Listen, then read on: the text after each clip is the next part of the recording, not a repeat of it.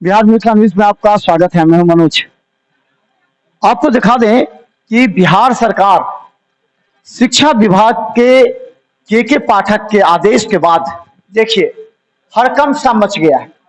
दरभंगा के विभिन्न कोचिंग संस्थानों में छात्र नदारद हैं क्योंकि ये अपने नेटिव प्लेस पर जहां पर उनका नामांकन है जिस कॉलेज में उस कॉलेज के उस स्थल पर चले आए।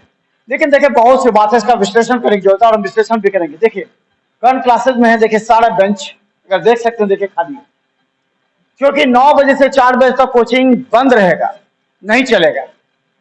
लेकिन इसका क्या असर पड़ा? क्या कोचिंग संस्थानों पर असर पड़ेगा या फिर कोचिंग संस्थान जो दरभंगा के हैं उनमें एक बार और बाहर आ जाएगी? बाहर क्यों आएगी वो भी हम बता देंगे आपको, क्योंकि लगातार यह मेरा कार्यक्रम चलेगा। और हम आपको बताते हैं यहाँ एक तरफ कोचिंग पूरी तरह खाली है, छात्र यहाँ से चले गए अपने अपने जगह पर। वहां बताया जो कोचिंग संचालक है वो क्या सोच रहे हैं, क्या सरकार के इस निर्णय के प्रति वो निश्चित तौर पर समर्थन कर रहे हैं या फिर विरोध कर रहे हैं? अगर विरोध कर रहे हैं तो किन किन बिंदुओं पर विरोध कर रहे हैं यह भी काफी आवश्यक है, क्योंकि दरभंगा के तमाम हजारों अध्यापकों जो सोचे थे कोचिंग प्रणाली पर विश्वास करते थे, क्या इसका व्यवस्था है? क्या लगता है कि ये निर्णय आने के बाद आप लोगों की क्या प्रतिक्रिया? जीएम से भी आप लोगों ने मुलाकात की? जी, इस निर्णय का हम व्यक्तिगत तौर पर समर्थन करता हूं कि स्कूल और कॉलेज में जहां छात्रों की उपस्थिति नगण्य थी सर, वहां आज हरियाली छा गई है। लगता है शिक्षा के क्षेत्र में एक क्रांति उभर कर आई है और यह एक तरह से हमारे समाज के लिए, हमारे पढ़ने वाले बच्चों के लिए स्वर्णिम भविष्य की तैयारी है। इसका पुरजोर समर्थन होना चाहिए और मैं भी इस समाज में रहते हुए कर रहा हूं। लेकिन एक छोटी सी शिकायत है कि अगर इस कानून में अगर छोटा सा मात्र संशोधन कर दिया जाए तो शायद बच्चों के भविष्य और बेहतर हो सकते हैं। जैसे मान लीजिए कि आज नीट में मतलब मेडिकल के तैयारी करने वाले छात्र या इंजीनियरिंग जेई एडवांस के तैयारी करने वाले छात्र वो इंटर साइंस स्ट्रीम से पास करके वो पार्ट 1 पार्ट 2 पार्ट 3 के चक्कर में न जाकर वो कम से कम गार्जियन से 2 वर्षों का समय मांगते हैं और वो 2 वर्ष किसी अच्छे इंस्टीट्यूट में जाकर वहां पुरकस तैयारी करते हैं और अपनी रिजल्ट में परचम लहरा देते हैं और वो संस्थान अब उन्हें 9 से 4 के बीच पढ़ा नहीं पाएंगे, क्योंकि स्कूल कॉलेज को पढ़ाने के लिए तो मॉर्निंग में 2-3 घंटा और शाम में 2-3 घंटा हम शिक्षकों के बीच बन रहा है, तो उस समय में तो मैं ऐसा क्लासेस नहीं और अरेंज कर पाऊंगा। साथ साथ दूसरी बात और भी है कि जो छात्र ग्रेजुएट कर गए और ग्रेजुएट करने के बाद UPSC, BPSC, banking, SSC, railway या अन्य तमाम प्रतियोगिता परीक्षाओं की तैयारी करते हैं, तो उनको तो कॉलेज एजुकेशन से अब कोई इत्तेफाक नहीं है, तो उन्हें तो हम सब जैसे इंस्टीट्यूट खोल के जो बैठे हैं उन्हीं छात्रों को पढ़ाने के लिए तो सरकार हमें भी प्रतिबंधित कर दी है। तो इस अर्थ में मैं विरोध और समर्थन दोनों कर। एक सवाल ये है कि पहले से ही कहा जाता था कि दरभंगा से छात्र पलायन करेंगे, कुछ गांव की तरफ वापस लौट गए, यहाँ के शिक्षक करते थे। तो क्या लगता है कि ये निर्णय आने के बाद जो स्थानीय मरवाड़ी कॉलेज है, कुंवर सिंह कॉलेज है, सीएम कॉलेज है, साइंस कॉलेज है, अलावा कई ऐसे कॉलेज है, एमएलएसएम कॉलेज है, तो मिलक कॉलेज, इस सब कॉलेज के छात्र पटना से बाहर से वापस दरभंगा है, तो यहाँ के शिक्षण संस्थान एक बार फिर हरियाली आ जाएगी, कोचिंग में हरियाली आ जाएगी। भले वो 7 से 9 पढ़ाए या फिर 4 से 8 पढ़ाए, बात तो बराबर है, अंतर क्या पड़ेगा? हाँ, अंतर इसमें यही पड़ेगा कि अब कोचिंग की जो कैपेसिटी हम लोगों ने बनाया है, तो मान लीजिए अगर अचानक ज्यादा स्टूडेंट भी आ जाते हैं और हमारे पास टाइम ही नहीं है सर, तो हम आखिर बच्चों को पढ़ाएंगे कब?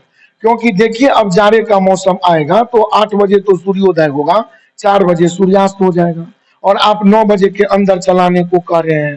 तो नियम होना चाहिए, बच्चों को कॉलेज स्कूल में 75% उपस्थिति एकदम अनिवार्य कर देना चाहिए।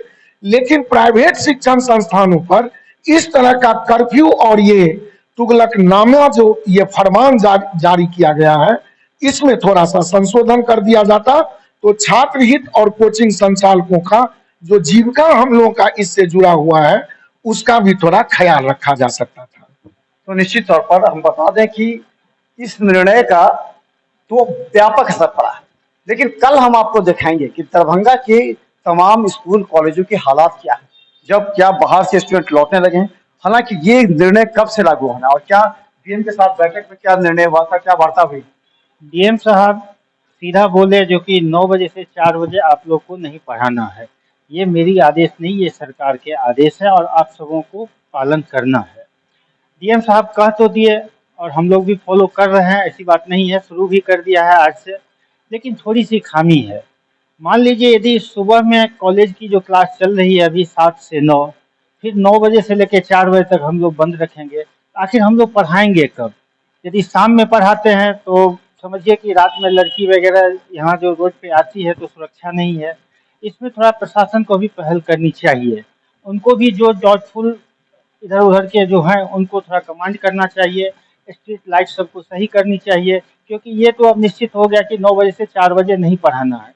सुबह में 7 से 9 पढ़ाना है, तो 7 से 9 में अभी अपार्टमेंट का जैसे एग्जाम चल रहा है तो सुबह में क्लास चल रही है वहाँ पे, हर एक कॉलेज में, सीएम कॉलेज, एमएलएसएम कॉलेज, जो भी कॉलेज है सारे कॉलेजों में क्लास चल रही है।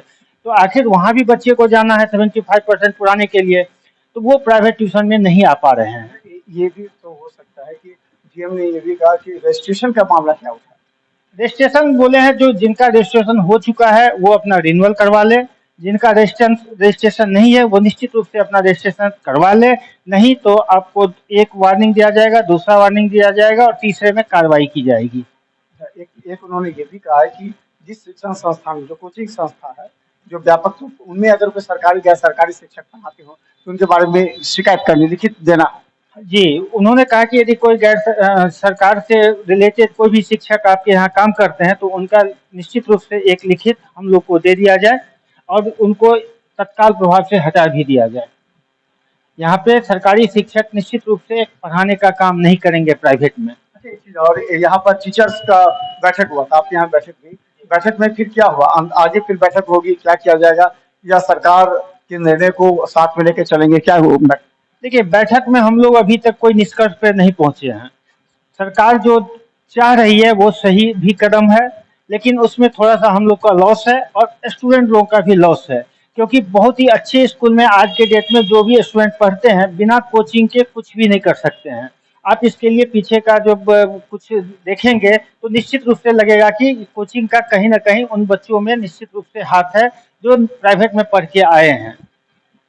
तो निश्चित तौर पर देखिए, सरकार के इस निर्णय के बाद हम बता दें चुनाव को लेकर के ये बात सामने आई थी। शिक्षा मंत्री और कहा जाता था जो प्रधान सचिव है उनके बीच में इस बात को लेकर के काफी विवाद बढ़ गया था। बाद में इंटरफेयर करना पड़ा। मुख्यमंत्री नीतीश कुमार, तेजस्वी यादव, के पाठक और शिक्षा मंत्री के बीच बैठक हुई थी। बैठक में ये कहा गया कि जो शिक्षा की व्यवस्था है, स्कूल कॉलेजों की व्यवस्था है, उसका व्यापक असर चुनाव में पड़ेगा, वोट बैंक आपका कट सकता है।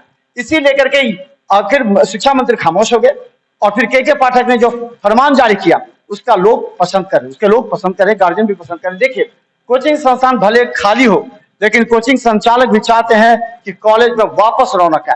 जो दरभंगा के छात्र, मधुबनी, समस्तीपुर के छात्र चले जाते हैं कोटा, चले जाते हैं दिल्ली, पटना, 40,000 छात्रों का पलायन वहां से वापस हो गया अपने घर की ओर, जो कि एक बड़ी उपलब्धि है। कोचिंग संस्थान तो सुबह और शाम चल ही जाएंगे, लेकिन सवाल यह है कि सरकार के इस निर्णय का क्या असर छात्रों पर भी पड़ा। हम आपको लगातार दिखाएंगे।